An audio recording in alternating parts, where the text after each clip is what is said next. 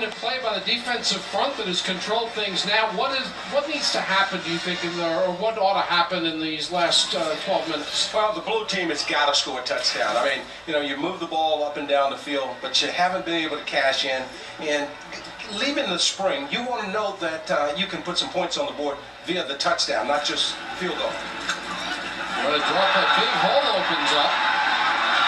Still on his feet, fighting his way down near the 15-yard line is DeAndre Goins. So Goins with a nice run. Jeremy Brown, Cody Riggs in there defensively, but that's, if you want to get a score, that's a good place to start with a nice long run.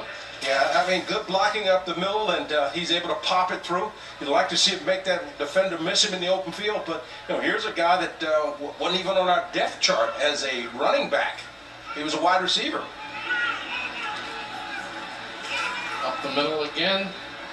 Stepping over one would-be defender. Goins gets about 5. And a host of defenders send him back in the other direction, including Darren Kitchens. One of the other things that you'll start to see, Larry, as they spend more time together, you're looking at big number 72, Jonathan Harrison, moving over from the guard position to the center position. He'll start to anticipate the snap count of the quarterback, and you'll see that ball come up a lot quicker, and it won't look like that the ball is late coming up. Keeping it on the ground, Goins gets to the 10, and he's dropped by Kitchens right there. It'll bring up a 3rd down for the offense, still looking for its first touchdown of the afternoon as we get a better look at the young man from Groveland Southlake High School, Jonathan Harrison. Yeah, and that's a tough position. All of a sudden, you've played tackle, you've played guard, and now you become the #1 center. You thought there was going to be a battle between Sam Roby and Nick Alajazian, and Jonathan Harrison gets in there, and now watch the snap. Watch how quick it gets up. If he anticipates it, he gets it up. Much better job. That time it looked like the timing was a lot better. Good block outside. And there's your touchdown.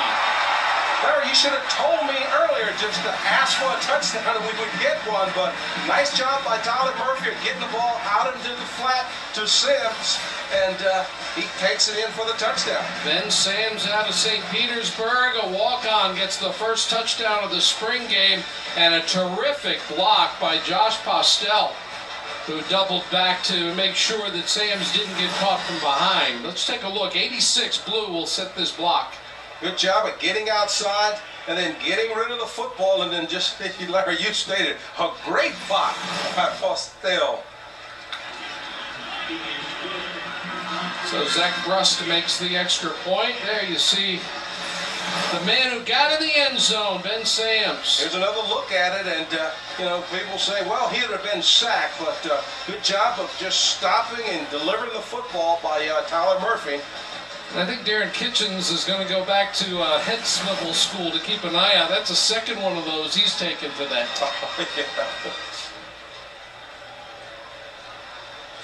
Is your grass lackluster and yellow instead of lush and green? The experts at Scott say this is that for an extreme green, your southern lawn should have fertilizer and iron. Scott's Green Max contains triple the iron for fast extreme greening compared to regular fertilizers, and it's available at your favorite lawn and garden store. Also, visit scotts.com and sign up for customized lawn tips to keep your lawn looking its best all year round. Get the Scotts advantage. Well, Jeff Driscoll is back in at quarterback, and he gets to try to lead a rally. Those were orange points, so now this is a blue possession. Although they certainly seem to be wearing the same colors. Let's see what Driscoll can do here.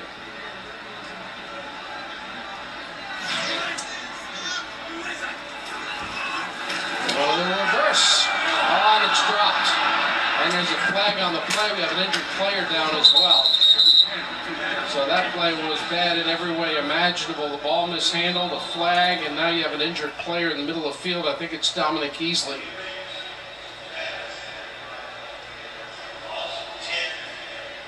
And Larry, you never want to end the spring. On the offense, number 66, that penalty's declined. Second down.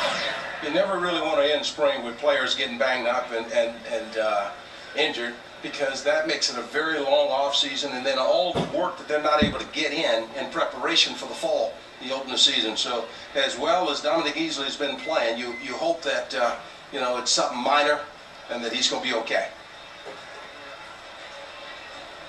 There you see Dominic Easley getting checked out by the medical staff, and you hope that sometimes things happen in traffic and it just scares you more than it really injures you. And that may well be the case here. Great to see him able to get up. The sophomore from Staten Island, New York, very, very highly recruited player and part of that great recruiting class the Gators brought in a year ago. And those guys are going to be a big part of the Florida defense for 2011. And Larry, he's been all over the field here today and has had a great spring. So he's a guy that they're really hoping to get a lot out of playing that nose tackle position. Well, if you want to see the Gators all season long, season tickets are now on sale. You can call 1-800-34-GATOR during weekdays, during normal business hours, or just go to GatorsZone.com.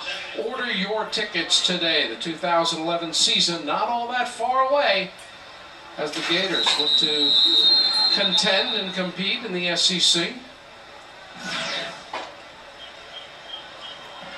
You see a flag thrown again on a false start. Number 66, 5-yard penalty. It remains second down. And that's back-to-back penalties on one of the most experienced offensive linemen the Gators have, James Wilson, a 50-year senior, who's had a lot of trouble staying healthy during his Florida career.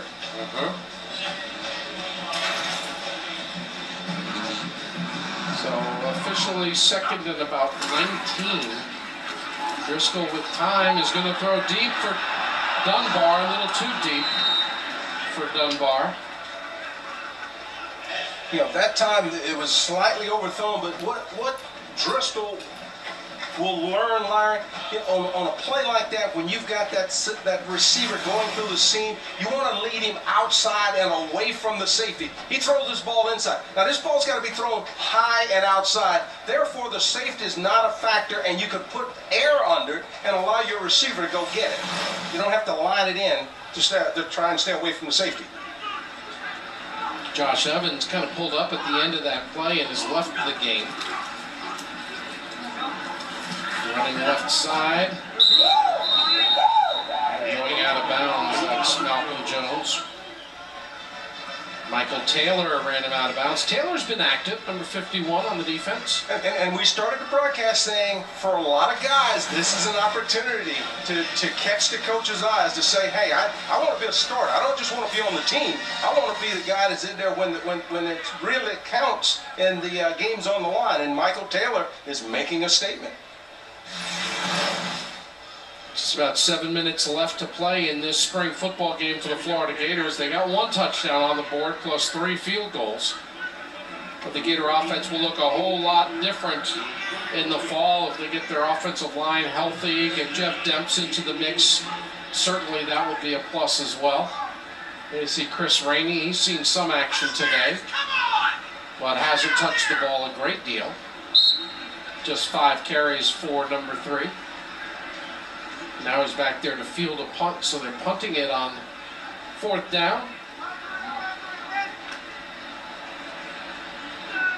David Lerner, who backed up Chaz Henry last year, comes in.